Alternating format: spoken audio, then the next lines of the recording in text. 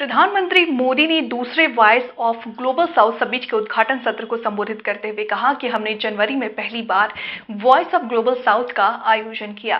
भारत के विभिन्न राज्यों से 200 से अधिक G20 बैठकें हुई हैं।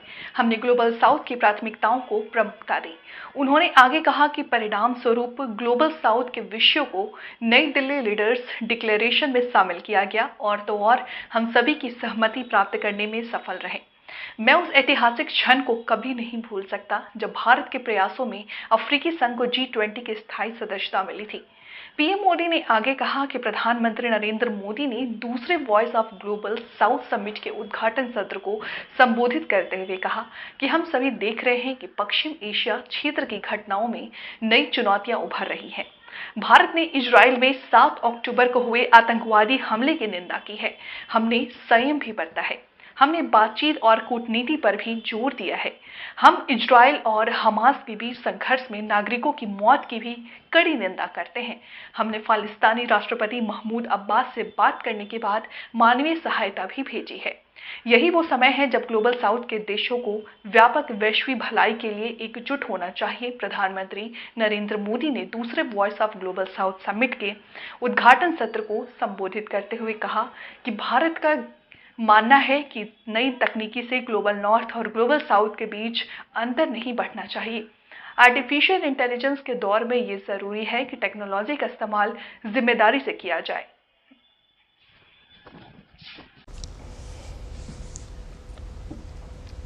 एक्सेलेंसीज, एक तो मैं आप सबका स्वागत करता हूं।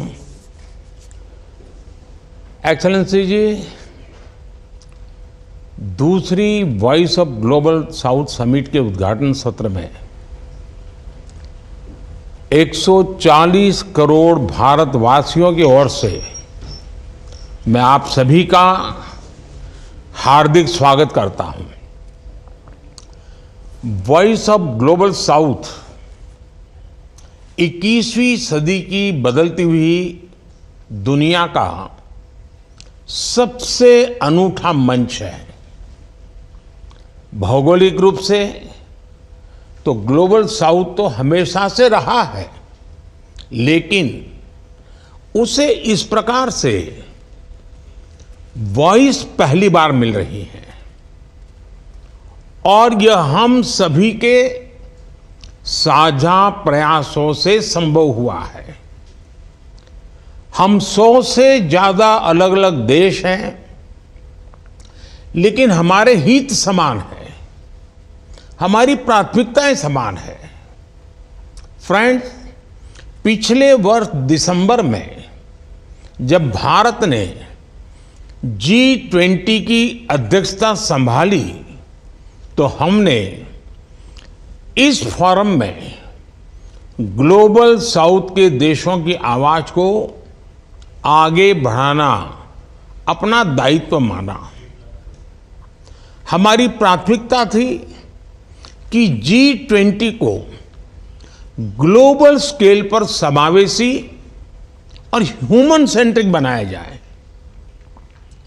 हमारी कोशिश थी कि G20 का फोकस हो development of the people, by the people and for the people.